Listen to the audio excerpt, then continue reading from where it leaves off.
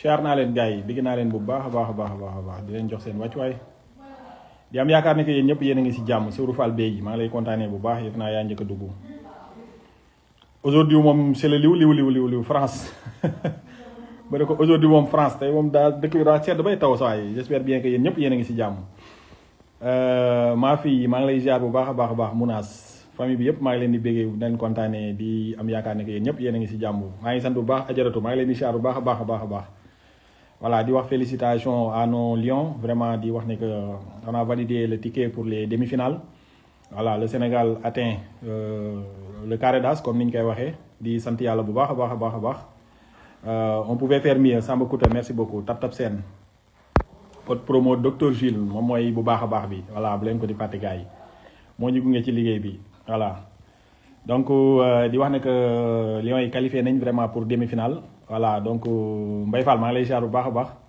voilà di wax ne nag pas mal vu que qualification bi moo ci amoon solo gagné nañ mais pas avec la manière quand même parce que Mali réduit à 10 on pouvait tuer le match vraiment bañ a jël benn risque parce que aussi tamit wóorul quoi voilà donc ajara su déet waaye nee na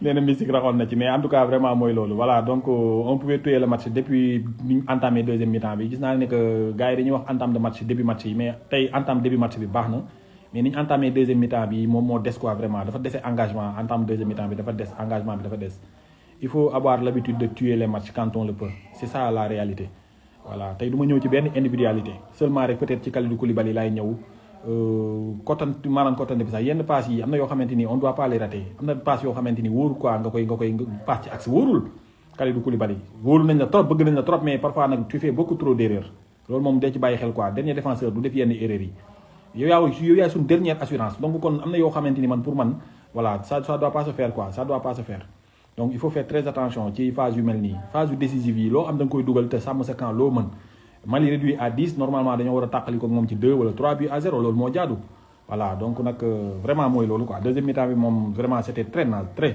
trop naze voilà ñu bàyyi amateurs yi ñu ñëw wax seen xalaat gis naa demande yi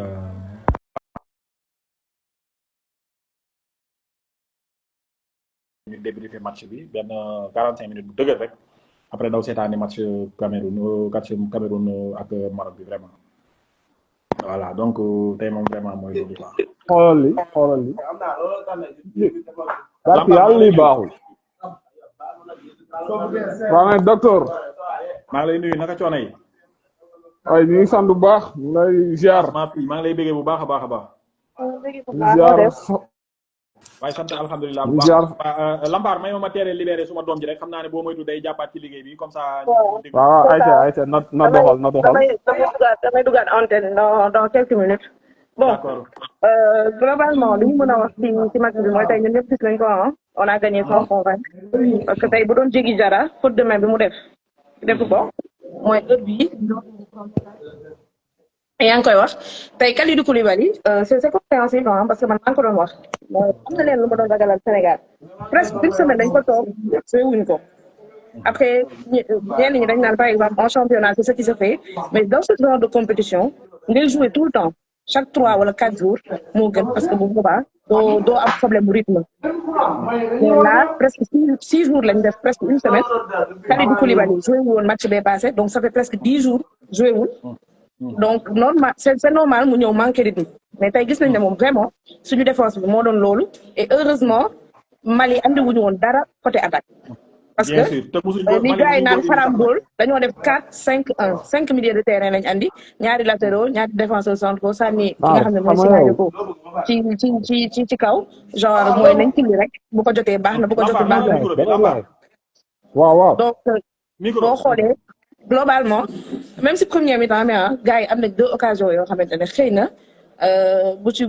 bu yeggoon heure bi kenn waxatul loolu mais man su may féliciter si match bi Edouard Mendy il a été énorme Edouard Mendy man match bi aw ma dara lu ma koy reprocher parce que même si deuxième mi-temps bi am na 2 balles de but yoo xamante ne yu leer nañ moom moo ko téye si ligne bi donc tey moom Gana mais Crépin je me demande est-ce que Crépin ñun bu ñuy seetaan on réalise Crépin CAN bi mu nekk di def. c'est notre meilleur homme ci CAN bi vraiment. rien à lui dire offensivement comme défensivement. Il nous sauve énormément.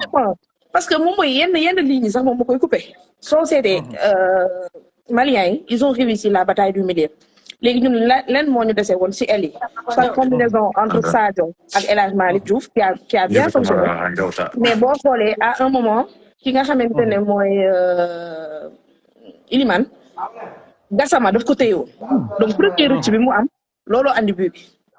ok xawoon na ko sonal soo seetloo tey ils ont réussi tout parce que même Ibrahima Mbaye bi nga xamante ne il était percutant bu dawee Maliens yi dañ koy dàkkali donc tey moom fépp lañ fat côté yëpp lañ fat mais terewul Gana il a fait son match te boo xoolee moom moo andi rouge bi parce que Bissouma si moom la def faute looloo tax mu continuer tëdd parce que xam na ni su jugoon rek arbitre bi danaan genre il s'est rien passé donc si moom lañ amee rouge bi mais tu te dis rouge malien bi changé wul dara si ñun ah. amul dara kay ñun benn yoon ci match bi parce que deuxième mi-temps bi da ngay foog ne sax ñun ñoo nekk à 10 ah. franchement man match bi aw ma dara lu may reproché même malien yi ah da nga leen di féliciter parce que ils ont fait leur match ñëpp jàppoon nañ ne Sénégal bu ñëwee day dox seen kaw mais surtout milieu bi il y avait une vraie bataille. ñoom kay xanaa lenn nga leen mën a reprocher mooy si kanam dara amul te pour dara amul ci kanam tamit c'est ça donc non parce que scénario ko rek lañ teg si kaw ah lan lañ doon espérer ñoom procéder par contre am nañ ko benn ñaar wala ñetti yoon waaw exactement parce que xam nañ ne am nañ taxawaay et tout donc dañoo xam nañ ne si kaw am nañ fa dara surtout sur côté comment ça s'appelle côté taille après loolu rek lañ joué sinon c'est un match à mettre à la poubelle. Et j'espère bien que d'ici mercredi dinañ changer parce que muy Côte d'Ivoire wala Égypte lii man convaincre ma sama diggante ak ñoom parce que Égypte dañoo mën a souffrir. Côte d'Ivoire ñu bëri dañuy fàttaliku juste CAN bi passé mais équipe Côte d'Ivoire bi bonul de. te ils ont un banc. ba pare je sais pas man xaw ma nan laa ko mën a waxee seen coach bi aussi nitu chance la parfois ay combinaison yu doy waar lay andi mais quand même ça marche donc match bi moom nañ ko fàtte match bu ñu war a fàtte parce que tey moom Sénégal vraiment on va pas bouder li tubaab naan on va pas bouder notre plaisir quoi on est qualifié dinañ kontaan ci loolu mais vraiment match bu ñu war a fàtte bien sûr merci beaucoup maa ngi di la kontaanee bu baax ñu bàyyi waat la nga jàll ci liggéey bi. D'accord. À la prochaine. Allez, ciao. Ok. Merci beaucoup et bon courage. Ok, merci. Lampard maa ngi lay nuyu bu baax. docteur ñu ngi lay delloo ziar di la bëggee bu baax di bëggee gars yi. noo jàngatee match bi. waaw di wax félicitation d'abord. ndam lañ bëggoon am nañ ko mais l'équipe s'est fait peur docteur l'équipe s'est fait peur très très peur. waaw tey jii def nañ première mi-temps bu baax moom première mi-temps Sénégal bi y avait rien à dire. waaw peut-être mënoon nañ ci dugal sax deuxième bi même buñ ko dugaloo aussi du tee def nañ premier mi-temps bu baax mais docteur en deuxième période man maa ngi naan sama gars yi dafa mel ni ñun Sénégal la ñu rouge quoi. bien sûr feeñul benn yoon rouge bi. waaw les joueurs ils jouent lentement di def ay passes à 10 Pape Thiaw aussi yow yaa ngi si banc bi Mali am carton rouge yow fexeel wax ak sa gars yi xam nga sa équipe accélérer le jeu mais niñ doon fubalee noonu Mali sonnul ñoom lan lañ doon ut di sànni bal yi les balles arrêtées ay yu si mel te yooyu noonu il était prêt tey ji de réussir tey dugal bi Sénégal waaw vraiment gagné nañ mais on s'est fait peur quoi. bien sûr gars yi tey deuxième mi-temps bi existé wuñ quoi. man damay yaakaar ne équipe booy joué moom même 11 à 11 sax yaa ko mën mais wax rawatina nag mu am carton rouge yow war nga am loo ko wane quoi loo ko wane ba ñëpp gis ko ni kii Mali mi kat avec rouge bi il pouvait rien faire mais Maliens yi même avec rouge bi sax bon il avait leur chance quoi il avait leur chance vraiment te di féliciter tey nii lu ci mel ni Edouard Mendy tey il a fait un excellent match Krépin Diatta moom kooku macha allah quoi macha allah kooku c'est le meilleur quoi c'est le meilleur. vraiment macha allah c'est notre meilleur homme ci carte bi pour le moment. non billahi kooku boo koy seetaan da ngay am des frissons sax.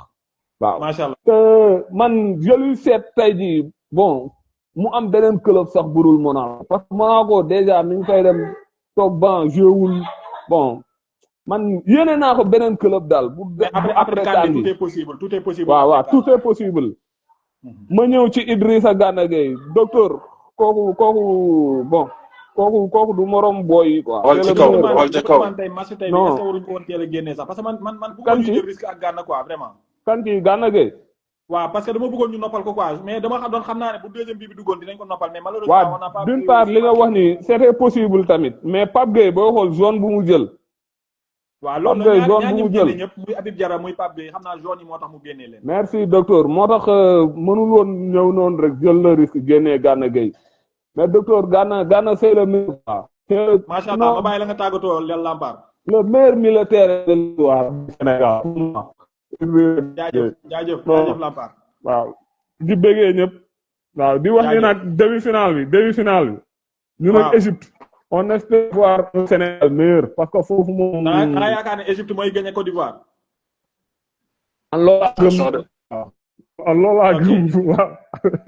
waaw ok baax na. jaajëf Chérif maa lay bëggee bu baax. dama lay suivre tout le temps quoi saa sooy def live. jaajëf maa lay kontaane. tu es toujours pertinent quoi. merci beaucoup mais docteur dem xanaa du ñëw fii ci live yi di décortiquer di toj. jaajëf docteur. mi ngi ñëw Abdou Diak maa ngi lay ziar. docteur maa lay nuyu. maa lay nuyu Chérif maa lay bëggee bu baax a baax a baax. léegi daal docteur kii rappeur la waroo ko woon dugal ci live bi. borom rasa yi Chérif borom ñoole alors léegi noo gisee match bi. waaw maa ngi nuyu sama kaane bi tamit moom mu may rappeur la mais mooy rappeur bu mag bi de.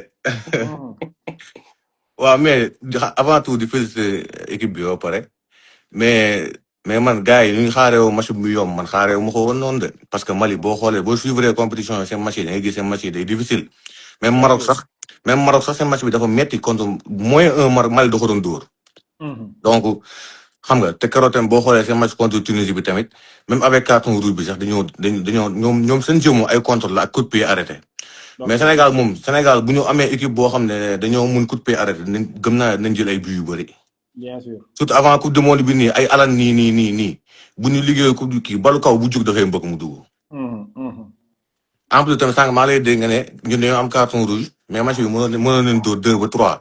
mais man lu ma jàppoon match bi la moo ko mënoon rey mooy ba ñu mi-temps wee noonu juste équipe boo xam ne nee nañ maa ko mën à 11 sax mu am carton rouge bu ñu mi-temps wee noonu juste su ma juumee Pape Gueye dafa amoon carton jaune moom laay génnee si 45e minute bi wàccee Habib Diarra si milieu terrain bi Iliman Ndiaye lay andi si numéro 10 ma yóbbu Ismaïla Sarr si côté bi mu dawloo gars yi force day am contre attaque voilà nga dolli benn attaquant force da ngay dugal 4-2-3-1 boobu noonu nga andi Iliman Ndiaye si digg bi mu joué numéro 10 nga yóbbu Ismaïla Sarr wala Mbaye si côté bi force da ngay dugalaat. mais man lu ma jaaxal mooy Mali à 11 ñu dominer ko mais Mali à 10 match bi équilibré. mais parce que yow yaa ngi teg boo xoolee même à premier mi-temps bi sax genre yaa ngi teg 3 milieu terrain bi match bi milieu terrain bi xawoon na équilibré tuuti mais gis na bu amee rouge moom da lay sóoraale yow bis boo densifié kii bi attaque bi noonu rek. après ñoom par force dañuy def bloc bas ñoom bu ñu defee bloc bas yow da nga koy sëpp par force da ngay dugalaat. waaw comme waaye tamit lu mu wax sànq quoi Crépin tamit moom dëgg fa yàlla mooy yéene naa ko beneen équipe bu Monaco quoi vraiment. mais gars yi nee nañ mi ngi joué léegi. gars yi non mais boo xoolee kii saison bi maa ngi suivre Monaco tuuti mais lately dafay parfois mu joué parfois mu xaw a kii ak mais xam naa après CAN bi gars yi dinañ ko gën a jox gëddëm quoi. dina gën a joué. tout tamit mais Koulibaly tamit Koulibaly tamit xanaa xamoo tey mooy sama jour de mais nag mi ngi ñuy saraxe de mi ngi lekk équipe bi de mi ngi tey xanaa xamoo tey si axe bi ñaxate moo ñu kii bu baax. non vraiment tey ñaxate a fait tey ñaxate moo dem ngan di match tey mais gars yi baa ngi ko xel ñaxate tey bu du woon ñaxate tey moo couvrir Koulibaly ay bal yu bëri sax. waaw tey en plus tamit kii tam daf maa bett Malick Diouf man maa ngi doon naan Jacob moo waroon départ mais tey il a fait un grand match de. dëgg fa yàlla match moom non ça ñoom ñaar moom vraiment man li gars yi di wax gëm indi kenn rek koo indi baax na man. koo indi baax na mais vu tey Malick Diouf tey niveau mu andi nii boo xoolee tey suñu match bi côté boobu moo suñu bal kii occasion dangereuse côté boobu la jógee quoi parce que Sadio Mané ak Malick Diouf soit Sadio Mané day dugal profondeur Malick Diouf daw wala soit boo fattee foofu noonu mu dagg dóor boo gisee tey am na ay dagg dóor mais tey tiir yi moo xawut a kii rek moo xawut a précis quoi mais bu amoon yenn kii yooyu tey Sadio Mané moo na dugal benn ba ñaari but. bien sûr. moo tax Malick Diouf moo gën côté boobu quoi. maa ngi jaar gars yi di la bëggee waaye maa ngi gis boroxal ñëwal di wax sama spaghetti yi kii bàyyi ko foofu da cee def jooy rek ci spaghetti yi yow bàyyi ko foofu noonu du ma ko faale jaajëf ok jaajëf gars yi ayca Chérif Boubacar maa ngi lay nuyu bu baax maa ngi lay ziar docteur maa ngi lay fay mbaa yaa ngi di ci la jàmm. kontaanee vieux maa ngi lay nuyu bu baax. fi la ëppee jaayef maa ngi ziar sama waa ji ci suuf. jaajëf docteur maa ngi ziar bëgg naa la Chérif. bëggee jaajëf bëggee bëggee. jaajëf. ayca Chérif noo gisee match bi tey satisfait insatisfait wala bokk noo ko gisee tey. non man je suis satisfait parce que fi Abuja ak daanelee foofu laay ñëwee c'est-à-dire gis nga gars yi bu ñu naxante quoi gis nga compétition yi faut pas trop di def erreur tombé ci turu équipe yi rek. man bokkuma ci ñi nga xam ne dañu amoon yaakaar que ni match bi dañuy ñëw game Mali facilement noonu dem suñu yoon quoi. man pour man ku seetaan CAN bi tout au long de la compétition. da nga doon xam ni match bi demee nii farata la en fait. ok man déjà première remarque bi may def mooy man dama am satisfaction ci xam nga live yee ci ginnaaw maa ngi doon wax naan la équipe bi excusez-moi dafa am jikko Tafatine. bu doon làmb da nga naan équipe Sénégal mooy Tafatine. premier quart d'heure de jeu bi wala première demi-heure bi noo def ñu nelaw. mais tey gisuma loolu donc man en fait dama ci def benn réflexion je me suis dit est-ce que nekkul équipe nationale bi mën naa ma juuma est-ce que nekkul ni peut-être Mali mooy premier adversaire bu ñu respecté tant que ça tey. loolu moo tax ba noyé wuñu ci premier quart d'heure bi parce que Mali on savait que ni xëy na sur le papier c'est pas une très grande nation. mais ci CAN bi édition bi nii li ñu proposé. Sénégal da ngay sentir ni ci premier quart d'heure de jeu bi on a pris l'adversaire au sérieux. bien ba tax noyé boobu noonu ñu doon noyé. feeñul quoi tu vois. donc en fait coach bi aussi bàyyiloo na leen ci xel parce que il a dit en conférence de presse wax na ne que ñun dañuy yéex a dugg ci match yi on va travailler sur ça peut-être que. gis nga critique na leen ci loolu. mais daf leen a dab ci deuxième mi-temps bi mooy sama problème. deuxième mi-temps foofu laa doon ñëw c'est-à-dire boo seetloo keroog lii yëpp waxoon nañ ko c'est-à-dire ñun noo def ñaari mi-temps yi soit ñaari wala benn mi-temps yi dinañ ci am boo xam ne dinañ noyé ci premier quart d'heure yi. donc j'ai été agréablement surpris tey gis dès le début du match ñu teg benn engagement léegi nag physionomie match bi. pour man lii mooy représenter Mali. c'est-à-dire Mali si CAN bi xaram bool lay football. physionomie bii nii xaram bool mooy football bu xaram mooy gars yi seetaan Premier League xam nañ li ma wax ñëw teg bus bi wala dal sa kaw indi intensité boo xam ne parce que gis nga docteur damay def benn parenthèse bu ndaw ci ay statistiques parce que dafa am solo. bu ñu analyser adversaire bi. dafa am des statistiques défensives. le Mali ci édition bi. c'est 4 matchs nuls. Bien sûr. Le Mali, c'est 3 cartons rouges ci 3 matchs.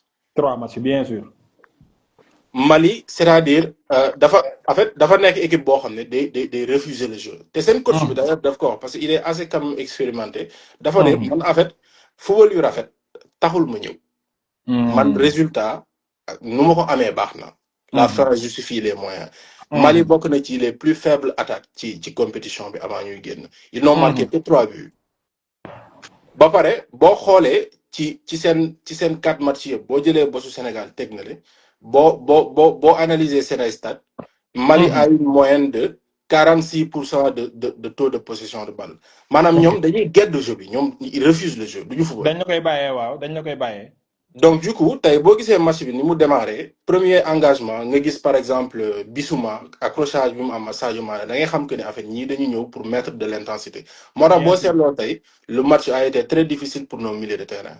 sauf Idrissa Gana Gueye. loolu moo waral sax ñaari changement yi ak ñaari zones yi jël Pape Gueye ak Diarra Habib. waaw sauf Idrissa Gana Gueye parce que man xamoon naa lii day ñëw xamoon naa gars yi bu ñu ñëwee dañuy dóor daal di indi grinta. donc c'était prévisible en fait. man moo tax approche bi ma ci am dama ci am satisfaction match bi c'est vrai nag ci yeneen adversaires yu ñëw parce que fin wu mi-temps bi fin wu match bi plutôt lors des 20 dernières minutes xaw naa am tiitaange. parce que dama doon bañ ñu hold up ñu comme ni ñu def Tunisie. foofu c'était le moment de marquer le but du break moo tax gis nga bi Pathé Ciss raté face à face bi. Pathé Ciss qui a fait une excellente rentrée rien à dire. bien sûr mais ci milieu terrain bi. action boobu kenn du ko raté ci àddina de. non action boobu docteur defal passe ñu reer.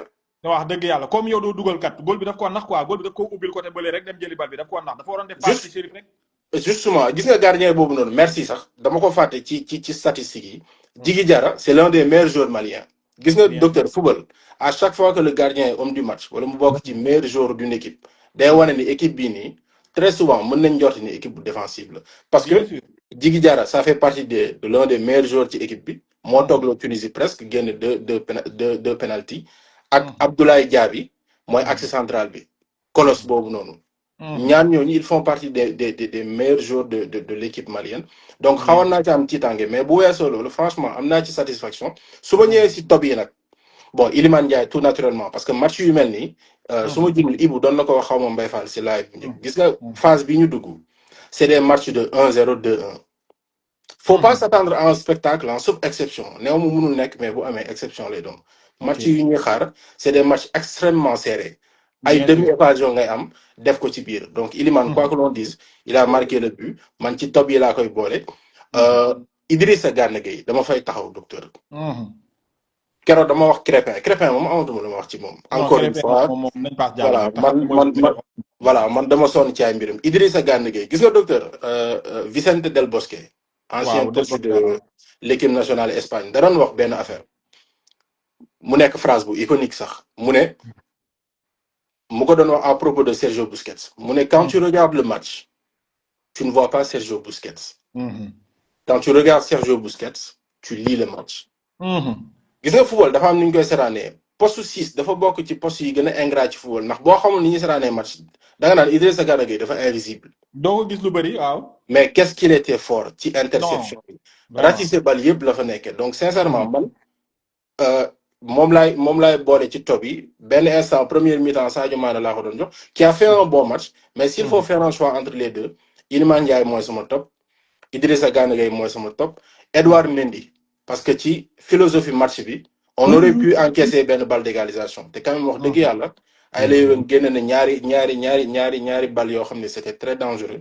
léegi bu ñëwee ci flop yi bon flop yi Habib Diallo tout naturellement bien sûr waaw ci flop yi la bokk mais duma ko mere sànq am na ku ma koy wax ne ma nu mu tuddati Nicolas Jackson ba tey Habib Diallo laay gën a am tolérance ci moom que Jackson tu sais pourquoi Habib Diallo n'a pas reçu de ballon waaw amul bal ba pare raté wu fi occasion net jërëjëf docteur Jackson day am occasion da ko dul dugal ci topp mooy ñun ñoo exigeant ci moom ne ko ñun soxla wuñ ko mën a football ku mën a dugal lañ soxla boo ko amee dugal ko ah tu vois donc en fait tey boo seetloo man Pape Thiaw dama jàpp ni en fait li mu doon wut mooy dédoublement El Hadj Malick Diouf Crépin il ne montre que très rarement Iliman Ndiaye Sadio Mané sur les ailes créer le danger pour mën a chercher Habib Diarra par exemple en ballon aérien wala retrait malheureusement l'équipe a été physique beneen atu Habib Diallo ma wax la ko mooy li muy décroché bëriwul day taxaw ci axe bi pour stabiliser li nga xamante ni mooy défense bi contrairement ak Jackson 9 axial la 9 axial la donc ci flop yi la bokk man ci laa koy boole mais maanaam je suis pas aussi sévère ci moom par rapport ak bu doon Jackson parce que Jackson ses occasions il se les procure problème bi mooy da dul taal caax yi donc Habib Diallo flop Habib Diarra aussi flop tey pour moi il a pas fait un bon match parce que et c'était prévisible man doon naa ko xaar parce que gis nga milieu relayeur la il relie la défense et l'attaque Habib Diarra waaye dafa nekk milieu relayeur boo xam ne dafa xaw a am vocation offensive Habib Diarra c'est un joueur explosif ba pare day percuter des bëtt défense donc moom ni muy footballer footballu Habib Diarra day soxla ñaar pour mën a fonctionner li Fadam naan pour nekk à l'aise day soxla possession de balle day soxla espace bien sûr te le Mali n'allait pas te donner ça du la may jàmm day dal sa kaw teg le choc donc tu n'as pas doo am espace bi ngay soxla temps bi ngay soxla pour mën a en fait exprimer ce football xaaroon naa ko voilà donc du coup moom mooy deuxième flop bi dernier flop bi Koulibaly sur l'ensemble du match def na un bon match mais premier mi-temps bi Koulibaly def na ay erreurs yoo xam ne ça aurait pu nous coûter très cher non loolu bu doon naar yi da ngay fori tu vois un peu ça aurait pu nous coûter très cher donc tey man match je trouve que c'est assez approximatif j'ai pas trop aimé donc en gros loolu laa ci bëggoon wax Pathé Ciss excellente rentrée Ibrahima Mbaye pareil mais maanaam adversaire bi mooy tax ba ñooñu ni ñu doon doxee sax duñ doxee noonu parce que l'adversaire man je m'attendais à ce que le match soit extrêmement compliqué donc résultat 1-0 bi même si on n'a pas proposé grand chose man d'accord ma ak ci ñi naan dañu waroon ñëw taxañ waa ji sànni l'adversaire n'est pas le genre Mali c'est pas une équipe boo ñëw game ko vite fait dem sa yoon demeewul noonu te à partir de maintenant ba ñuy jël coupe bi yeneen adversaires yi si des yëpp nii la nar a demee ah faut qu'on se passe absolument Chérif ay demi occasion fii la ëppee docteur jaajëf sama maa ngi lay bëggee di bëggee sama waaj ak gars yi ci suuf di nuyu team commentaire teg ko ci loxo tubaab yi mu jaaral ma gars yi bu baax Hadj Toumani jaajëf merci beaucoup vieux maa ngi lay nuyu bu baax. waaw Jules maa ngi lay ziar mais tey balaa may tàmbale nag dama am sama benn frère bu nekk ci live bi te damay dégg ngeen wax turam lu bëree bëri. mooy kan Ado Gueye sama frère la moom. Ado. waaw Ado nit ku maa lay baax ziar maa ngi lay bu gis baax commentaire bi waaw maa ngi lay dégg bu wér Ado. Ado nit ku baax la vraiment mais noo gisee match bi tey vraiment. waaw bien. waaw c'est déggal kii Jules tey dama toog match bi dese 1 heure de temps sama Facebook. ak sama kii bi nu mu tuddati waaye Instagram. ma bind ne Elimane Ndiaye laay miser si moom pour gagner match bi. xam nga après nag bu mu dugalee sama gars yi di ma message quoi si suñu groupe WhatsApp bi. ma ne leen fenn rek laa ko teg quoi joueur bu orgueilleux la te gis na ne moom. kontaanul ci boppam ci CAN bi ba tey xam naa loolu. mais tey au moins bii bi dina ko dimbali donte nag match bu moyen la def. xam nga mais bii bi baax na quoi. bii bi baax na dina ko indiwaat bu baax a baax a baax. léegi comme Chérif fi mu mujjee fa laay gën a fàttalikoo. kaaw Habib kii nu mu tudd.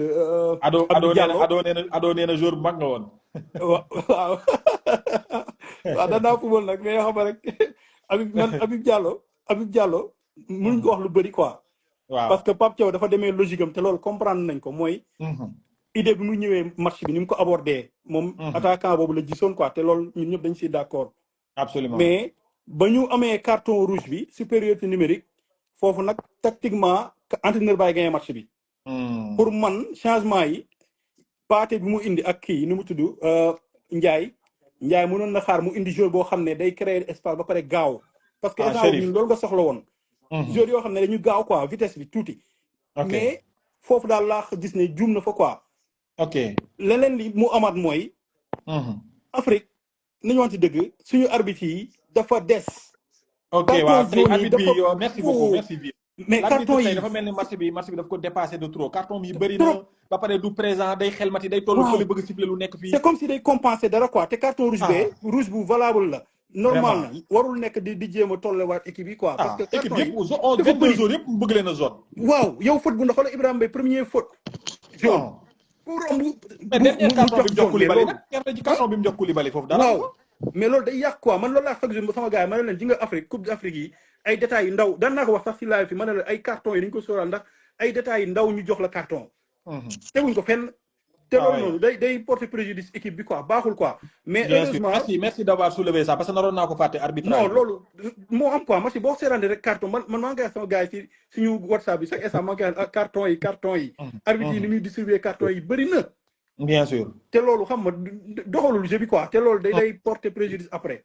mais dans l'ensemble équipe bi mën nañ leen tolérer daal parce que mooy lu Chérif wax noonu am na solo. feesant bi fi ñu toll nii dafa nekk dañ lay dóor nga dem ñibbi. waaw ñun leen rek lañ mën a reprocher équipe bi mooy réalisme. à part loolu. mënuma leen waxaat lu bëri même erreur yi ay Koulibaly def sax di nga leen ko baal quoi. parce que l'essentiel mooy ñun nañ progresser. absolument parce que après tout lan la ñuy retenir dañ naan kan moo jël coupe d'Afrique bi. waaw Zambie daan na fi jël coupe d'Afrique te mënul gars yi mais da daan ñëw teg ci bakkanam. gañ absolument te tey amaana jour Zambie yi bëri fàtte nga leen. xam nga parce que du ñuy jour star. rarement ay benn jour nga si jàpp wala ñaar. mais attends Hadj gëstul ma loolu waaye mu ne Pape Gueye du jouer demi-finale bi loolu est-ce que c'est avéré. Pape Gueye non ma foog bu ñu demee huitième de finale dafa amoon zone huitième de finale. yaakaaruma ko de. parce que huitième de finale dañu leen effacé yëpp normalement. amoon na zone quoi amoon na zone. huitième bi woy kon loolu moo tax parce que huitième normalement dañuy indi zone quoi. amoon na zone huitième bi am 10 zone. loolu moo tax match bi di ñëw. kon waaw mais ba tey nañ góorgóorlu rek. affaire bi daal xoolal Souleymane. waaw amul calcul. amul xalaat leneen. yow da ngaa yor ay joueurs yoo xam ne koo teg mooy li ma la war ngaa mën a gëmm sax teg kenn. bien sûr xanaa joueur bi ñëw décevoir mais normalement li muy football moom te ñu xam qualité am. war na mën a jouer loo xam ne. dinañ sigil Sénégal quoi franchement. jaajëf kontaan ci yow ñu baral rek comme ça ñu seetaan match Maroc bi. waaw kii nu mu tudd latéral gauche. tey défensivement il a été bon. Malick waaw moo tax mënuñ ko wax dara vraiment def na grand match tamit bon dans l'ensemble daal côté boobu moom da ngay gëm rek xëcc kenn. waaw dans l'ensemble daal man je suis satisfait quoi nañuy avancer rek daal nañu avancer daal. Inch'Allah jërëjëf. waaw jaajëf maa ngi jégalu. merci beaucoup vieux di ko kontaanee bu baax a baax di ko jox wàcc waayam sama waa ji maa ngi lay ziar bu baax. waaw delloo ziar. yaa si jàmm waaye tranquille lépp jàmm. gars yi nee nañ ma day joué de attention mais noo gisee match bi tey rapidement ñu dem seetaani match. non nice match bi lépp jàmm Habib Diallo rek a yàqu match bi. déggal man xamoon naa ne moom ngay jéem a indi pour sa jour bi ñëw. non Habib Diallo saay Habib Diallo yàqu match bi yëpp. Habib Diallo bu Habib Diallo ngay wax fi mu toll nii. tant que indi lu ñu sa jour bi doo kontaan fi mu toll nii moom. non man booy gars yëpp samay joueur la mais Habib Diallo bu weesoo li ma gis si moom bu weesoo mbëkk tanewu ko yeneen attaquant yi mbëkk. mbëkk pourtant day dugal bal au pied de. non Habib Diallo ñaata at la def ci équipe bi 10 ans. waaw. Fallou Gallas gisatuma sa demande bi tàllal loxo wala man gisatuma la ci live bi de Fallou. mais ñun Sénégal tamit pour mu gagné li tax ñu yéex a gagné CAN quoi dañoo bëgg football bu rafet. ok. ni ñu tubaab bi naxee ci français yu set ni la ñu naxee ci football bu set quoi. ok. te CAN bi nii ay football yu set gagné wu ko de. fi ne match yi des nii match de cœur la quoi da ngay joxe li nga am toog fi loo téye gars yi jël ko yóbbu. waaw actuellement amatul naxasaale de. ñun moom amul ay naxasaale quoi te fi mu ne nii gars yi Sénégal rek la ñu préparé wuñ kenn. ñëpp Sénégal la ñu préparé. équipe yi ci bari gagné Sénégal mooy seen jël nañ CAN bi. si moo tax fi mu ne nii gars yi na booy ñëw dajji xoolal li ci des ñu ñime ko buñ ko ñimewul saa yi gars yi ci des mooy loolu de te Côte d'Ivoire gi ñuy wax Côte d'Ivoire attaque bu baax la yor. moom Égypte ñoo war a daje de man de moom laa jox favori sax man jàpp naa ne Côte d'Ivoire day éliminer Égypte. Côte d'Ivoire mënuñu ko te buñ xefee nag Cameroun gi mooy jël coupe bi. Cameroun day gagné Maroc tey. booy nan ko seetaan rek Cameroun. moom da ngaa ñeme jël engagement ci boppam nga ñeme sama waa ji yow. li ma la wax xaaral Cameroun ci boppam pour sàgganee mooy jël coupe bi laa la wax amul ma dem te ñëw. li ci des lépp li des ci liy gagné lépp moo ko dàq gars yi. waaw mooy fulla ak fayda de moom fulla ak fayda de ñoo ko. waaye fulla ak fayda jom dem ba jeex lépp moo ko ci ëpp pour l'instant nii. moom na arbitre yi bu arbitre yi jaayul match yi moom li ci des arbitre rek ay suñ problème mu arbitre tamit moo ñu sonal quoi. waaw arbitrage yi tamit nit ñi favoriser Maroc keroog tuuti ma taal live ci match Maroc bi. non Mohamed keroog sama xol bi jeex na tàkk. non foofu moom bëgg naa sa kàddu àgg fa. arbitre bi ne du dem xooli VAR loolu teg ko fan. non foofu moom bëgg naa nga àgg fa quoi foofu moom bëgg naa sa kàddu àgg fa moom. non. wallaahi non foofu moom boo fa sa kàddu. laa doon taal live ndax xol bu jeex mais damaa génnoon nekkuma woon ci kër gi barki Seydina Mohamed sama xol bi fii la nekk. non day baax foofu moom sa waay da nga war di dem nag ci CAN bi nii des fois nga kii quoi jéem a yëngal. des fois nga yëngal ci yenn affaire yi quoi. ministre bi saa bi mu woote waroon ngaa dem wax ak moom. gars yi fii ministre bi am naa lu ma war a xam moom de damay bàyyi ba dégg live rek mais ministre bi non maa ngi dégg gars yi dal ci kaw Siteu mais ministre bi war nañoo wax ak moom de. maa ngi teew taal xam naa Baye Ndiaye xaw ma daa am avance su gars yi bu mu tayle mbër yi na bàyyi yee mu nekk. waaw man damay kii rek na bàyyi caaxaanam yi mbër yi bu mu leen tayle. yow su ma wax maa ngi yow ñu pirloo xam naa ne maa ngi yow mbaa yaa ngi Sénégal rek pour buñ ñuy jël si. ma ne mbaa yaa ngi Sénégal rek pour buñ ñuy jël si. damay ñëw bu leen di jël si. non bu dee nekkoo fi nag moom du ma mën a bokk ak yow live bi. non maa ngi fi damay ñëw. waaw jaajëf. jërëjëf. sama waa ji moo neex de mais alaaji coach David maa ngi lay siyaar.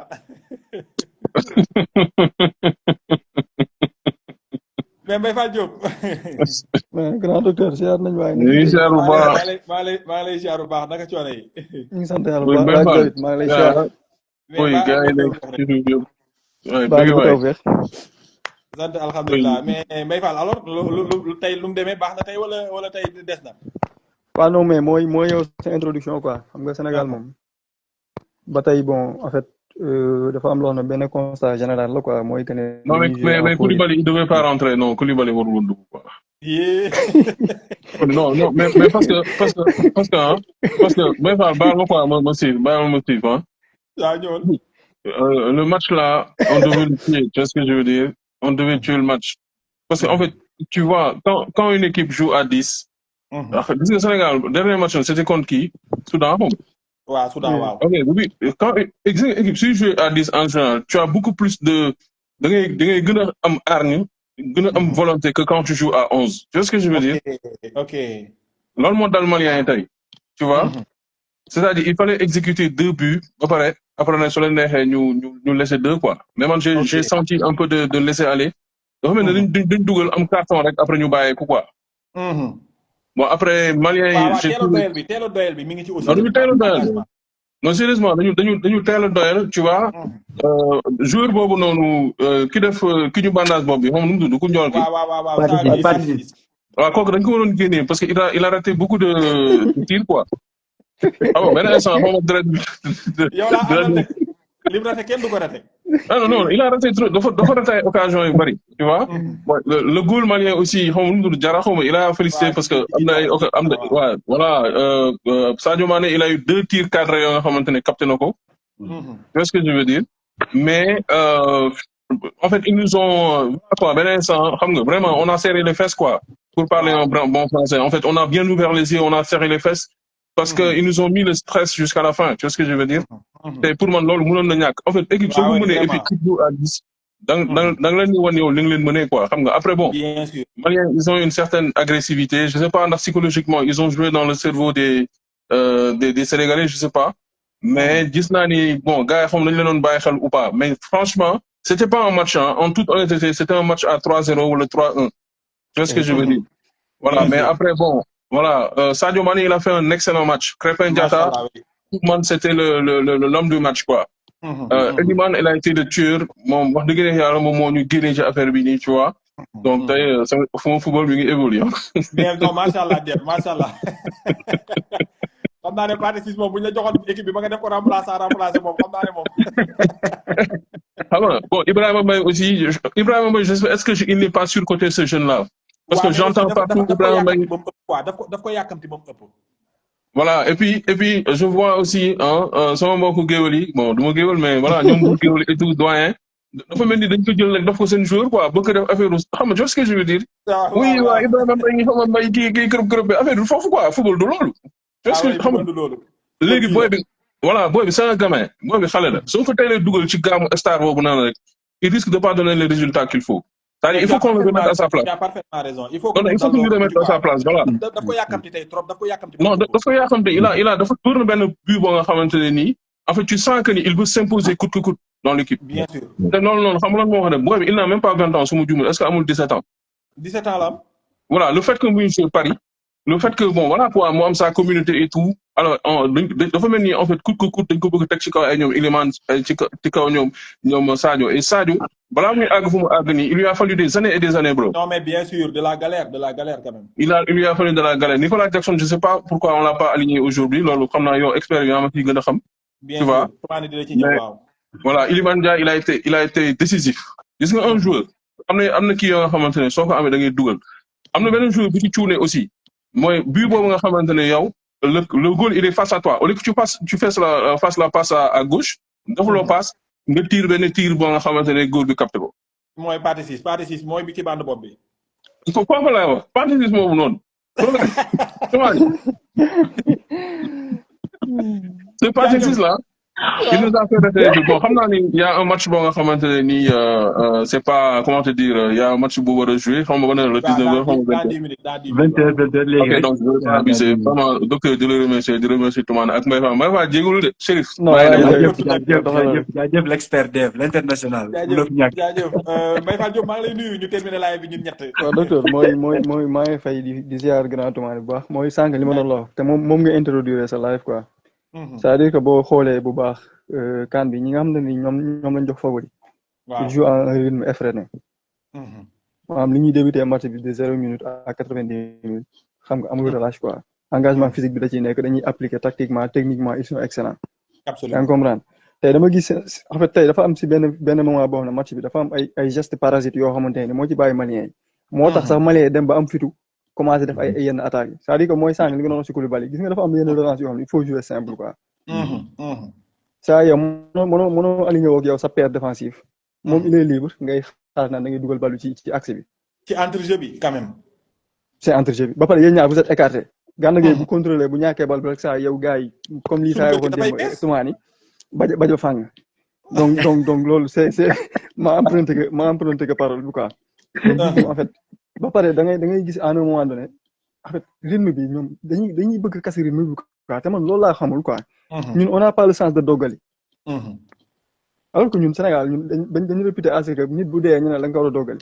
dañoo teel a doylu quoi te man li ma ci gën a yéem mooy bu Mali égalisé woon mu mel ni rythme de jeu bi dafay changé dañuy bëgg a dugalaat kukut man dama ko doon xaar bañ dugal ñuy doog a ñu am réaction boobu man égalisation boobu la dama ko doon xaar man je me disais que ne cafouillage dina am ñu encaissé but parce que yow mënoo am occasion en fait Chérif mi ngi doon wax sànq naan non gars yi duñu ay ñeexu na da ngay ñëw rek mais Chérif gis nga réalité match bi daf ñu jox raison quoi Mali téye au-dessus de lui fois 10 boo dooroon Mali 6-0 amul kenn kuy ñëw di ibbi géema ñoom di wax parce que occasion yi c'était facile Pathé am na ko fa saa yi Sadio Mané ñaata mënu ma laa jël maa lay jéem a jël mais je sais pas man gisuma la sax ci live bi man moo ma jaaxal waaw acca doxalal moom il faut mu jéem a laaj complètement mu ñëwaat pour nga mën koo jël quoi Fallou Gallas kay dama ko gisul sax ci waaw mi ngi nii de xaaral ma invité ko xool ba xam waaw problème bi mooy moom bu xasee ba def demande bu càngee rek après dootoo ko mën a jël en fait dina ci teew quoi ma ko ci demande ñëw na waaw waa doxalal c'est-à-dire que en fait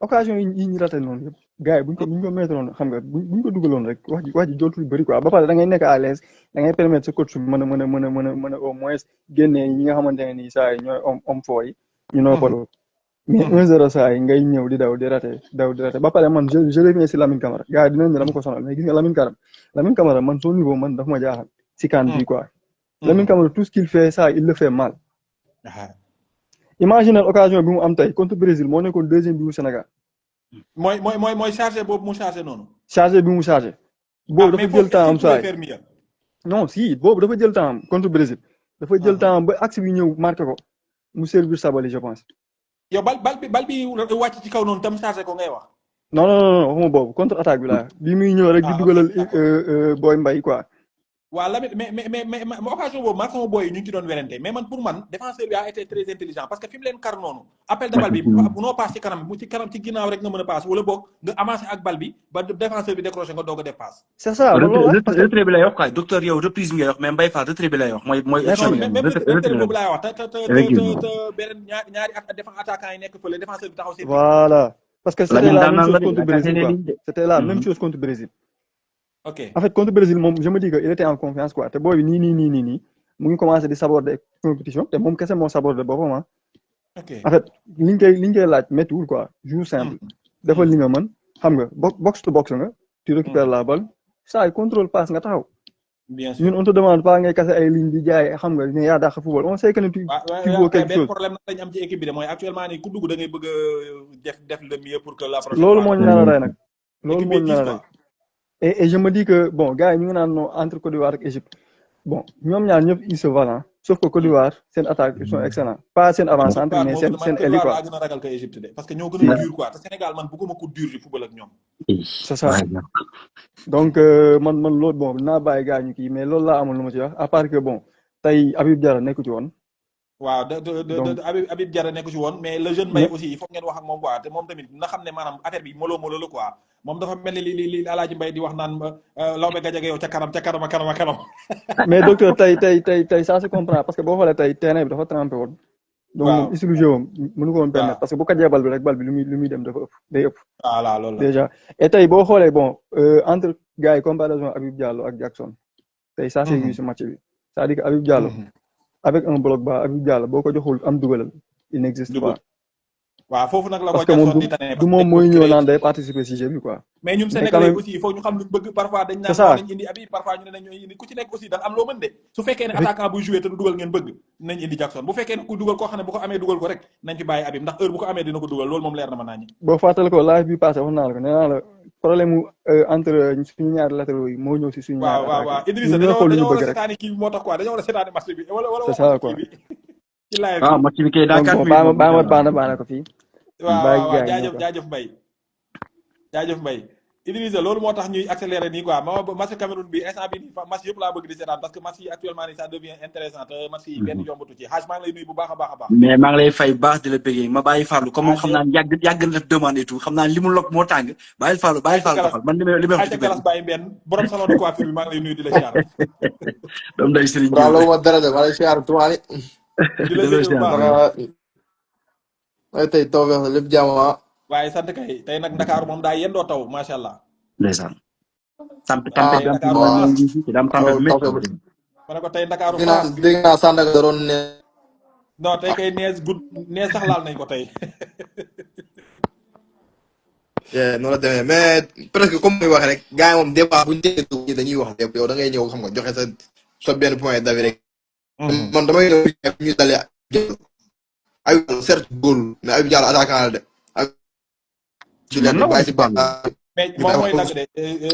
Fallou Gallas xoolaatal réseau bi yaa ngi tourné de fi nga nekk.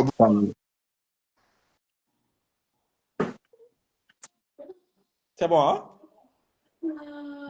waaw moom xam nga changé ko def ko ci wifi bi. voilà donc c'est bon nii baax na waaw. muy baax ah. waaw mi ngi baax waaw atia. waaw ok man damay ñëw ci gars yi le cas Habib Diallo man sama gis-gis attaquant bu mag la ndax boo gisee gars yi match bu toll nii bu décisif nii ñu bàyyi gars yi ba Boulaye ci banc bi bàyyi Jackson ci banc bi. bàyyi Seif ci banc bi teg ko titulaire ça veut dire que ni coach bi am na lu gis moom ba teg ko. te boo xoolee Habib Diallo man nekk na attaquant boo xamante ni de un ñi nekk ci banc bi ñëpp moo leen daa ko dugal maanaam dafa clinique si devant les buts moo leen gën a clinique.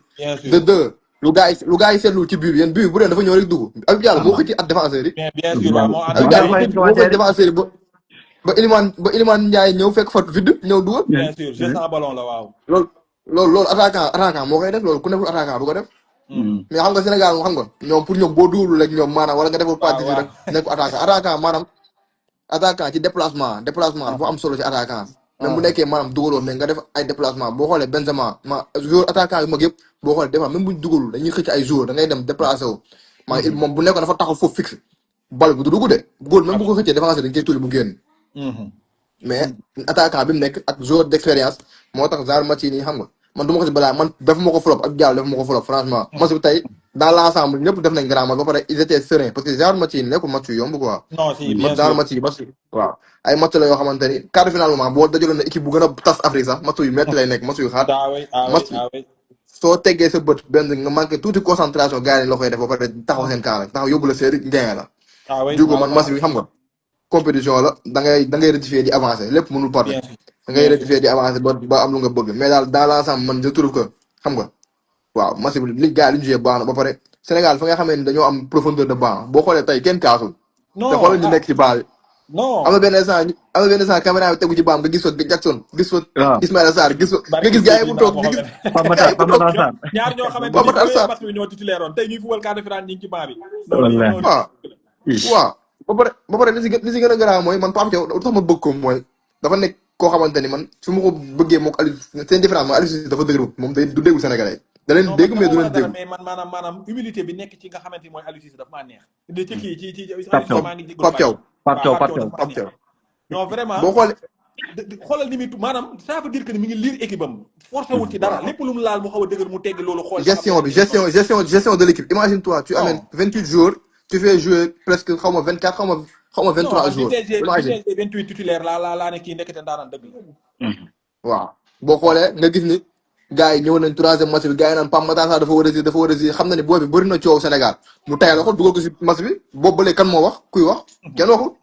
maanaam équipe noonu la maanaam équipe doon it man maay coach bi rek lu ma neex laay def wala je m'en fous des gens non maanaam Sénégal dañoo am part équipe dañoo am seen mot à dire si équipe bi parce que loolu lay fay yow sénégalais yi ñoo la koy fay sénégalais xaalis sénégalais donc même bu nekkee dernière décision ça te revient da nga war a déglu gaal sénégalais loolu mooy yoon mais xam nga comme que match bi mu commencé mu bàyyi dama leen bàyyi xam nga seetaan match bi di leen di si ñam rek di wax ni Maroc tey dina fuwal match bu méttee match bu tara moo tax match bi kenn waru koo raté waaw militaire bataille bi nag bataille tey bi si militaire bi la ku gagné militaire bi yaa gagné match bi waaw wasalaam maa leen baax ndax boo ñaanee yàlla na nga ko yaay borom na am mu am ñu ngi lay kontaane bu baax mooy loolu tawfeex am leen jàmm bu bëri jaajëf kookoy Fallou Gallas voilà match bi benn match moo ci naqadi mais match Sénégal bi ci des yëpp ay match yu am rythme lay nekk parce que benn flop moo ci nekk moo ñu rax en fait favori yëpp ñu ngi ci kaw Mali kese moo ñu raxoon te tey ñibbi na gërëm dëgg la instant bii nag ponkal yi dajale ñun kay ñoo ci gën a nooy la quart de finale booy xool merci ñoo ci gën a nooy la quart de finale donc nag cela veut dire que ne demi-finale finale yi dina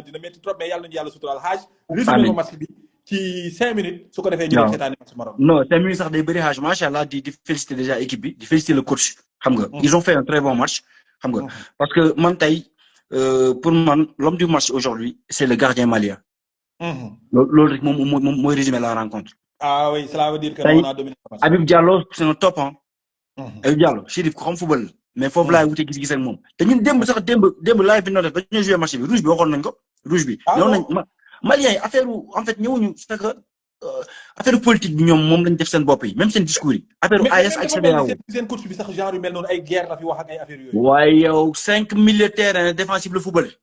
5 milieux de terrain benn teg benn attaquant. loolu andi milieu bi lim départ ba pare dafa jël meilleur joueur am teg ko ci banc bi moom la ñu wax de mooy nene booy bi def lox si noonu booy bokk na ci meilleur milieu bi oh ta ménage mi ngi tourné de.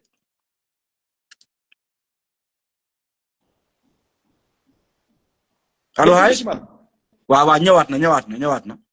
ah booy ñoo laal bi rek c'est bon waaw. ñëwaat na le gardien malien tu sais que Mali seen équipe bi ñi ci dàq football ay gardiens yi la ñoom ñoo ci gën a baax ils avaient un problème de gardien boo xoolee même les Maliens le fait que Djigui Diarra moom ñu koy titulariser beneen boy bi gën a njool bi ñoom moom lañ préféré woon. ok le gardien malien il est très bon xam nga bon après c'est vrai nag Sénégal la quoi lii tey boo gisee impression gars yi day wane rek ni Sénégal tey am na fu mu dem am na niveau bu ñu nekk quoi. loolu moo tax kenn du leen mën a pardonner yenn yi moo tax gars yi di bëgg tout clean lépp propre pour man tey benn fausse note moom ci match bi benn fausse note wala ñaar mooy en fait suñu milieu bi dañoo jël carton yu bëri pour rien ba pare booy seen marquage souvent dañuy jiital loxo yi quoi loolu depuis kan parfois dañuy def sax ay fautes inutiles mais arbitrage bi tamit tey sévère na trop dafa sévère justement arbitrage bi mel ni xam nga kii mu ngi naan sànq Pape Gueye football si effectivement dina football match bi ñëw bu jëlaatee carton ci lay raté final bi fekkee gagné na ok mais dañoo wax ne final mu jël wala loolu non déedéet kii wul de même boo xoolee même kii Bissouma xam nga dafa njëkk jël jaune. waaw avant mu jël rouge tey ñaari jaune la am ñu rouge ko. léegi moom bi mu njëkkee jël premier jaune bi tey. moom dafa débat dañ lay defal. miss next match. boo gisee Pape bi mu jëlee carton kenn defu ko. waaw defuñ ko. déedéet voilà noonu la demee. beneen bi mooy aujourd'hui man la rentrée de Chérif très sincèrement Chérif xaw ma lan lay proposer à l'entraînement mais man avant muy dugg maa ngi naan sa waay ni ñu dugalal juste Boulaye wala kii. wala Jackson wala mu indi sa waay sax wala saa di nag aussi da ngay am ñaar ñoo xamante ni ñoom ñooy changeante quoi mu titulaire dëgg man xamoon naa ni mais tey pour man dafa waroon a indi bi muy changé sa waay rek dafa waroon indi Jackson quoi effectivement boobu noonu xam nga sa waay Jackson dafa waroon ñëw surtout ci moment boobu noonu mais Habib il a fait son match boo xoolee bi Iliman Ndiaye moom moo def 50% bi xam nga Crépin def ci des mais moom déjà moom moo yóbbu gars yi gars yi ñoo ñëw ballon bi en fait les défenseurs maliens dañoo ñëw def mettre la charge ci kaw seen propre gardien moo tax gardien bal bi rëcc ko te loolu moom moo def liggéey boobu très sincèrement baax na le jeune Ibrahima Mbaye lan ngay wax ci xam nga la moo tax ñu mën ko pardonner il a 17 ans problème bi mooy loolu depuis premier dugg mi ba tey booy bi heure bu duggee dernier geste yi booy bi heure bu téye bal bu rek lay gis il suffit gis mu yëkkati bopp bi def passe seetlu nga benn affaire même contre Congo bi ñuy égaliser paasu Sadio Mané dafa dóor góol bi génnee Sadio Mané dugalaat. bien sûr waaw dafa bëgg a indi dafa ko yàkkamti dafa mel ni. en fait moom il cherche qu'à marquer en fait. léegi nag tey sànq am na benn détail am na ku la ko wax sànq détail bu important mooy terrain bi da doon glissant. waaw tey dafa tooy loolu bokk na ci li gën a jàppale Maliens yi tey loolu li gën a jàppale ci loolu la. te Maliens yi waxoon naa gars yi démb ma leen Sénégal yi bu ñu fubalee xel tuuti Maliens yi dinañ jël ñaari carton rouge minimum ba ñett. parce que dañuy ñëw rek xam nga ci kaw gars yi et tout. sinon ils ont fait un bon match ba li ci topp mooy li nga wax nag léegi xoolal heure de vérité bi nag li tubaab na heure de vérité dugg nañ ko.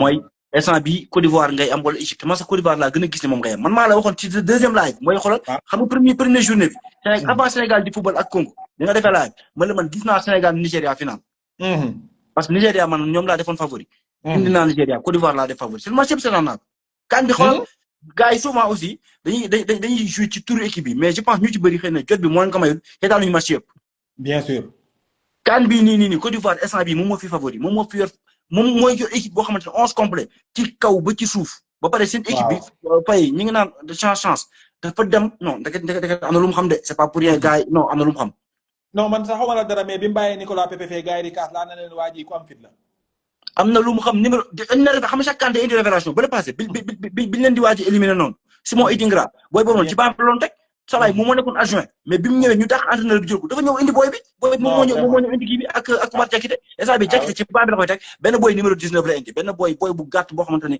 boo defam ci ginnaaw Olowe la tudd xaw booy moom moo nekk tojkaan bi instant bi on parle de Ahmed Diallo keroog Gabon 2-0 la ko jiitoo 2-0 bien sûr mu remonté ko doo ko 3-2 pour mën a jël premier donc il faut faire très attention ci demi-finale bi bu baax a baax moom ngay am wala Égypte mais bu ma tegee maanaam ci bu football waxee dëgg moom ngay am parce que moom moo mën Égypte te jàpp naa ne moo mën Égypte quoi ragal naa dina match de revanche su fekkee ne que Côte d'Ivoire lañ nar a am wallahi te Côte d'Ivoire métti na de xaaj waa jox na wayaan gi métti na waaye ko ci match bu nar a tar kay.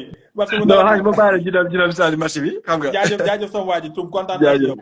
jaajëf di bu baax a baax Hadj Toumani di ko kontaanee bu wér kon gars yi noonu lay demee di féliciter ñëpp ñi nga xamante ni jaar nañ fi di féliciter Lions yi encore une fois di wax ne que voilà donc yàlla ñu yàlla suturaal rek ñu dem ni sox ndànk ba àgg ci final ba ni coppet pot bi indi ko fii ci kàttanu yàlla bégalee ko Jomeke Diatta ci kàttanu yàlla ak baaxam di leen bégee di leen kontaanee gars yi ayca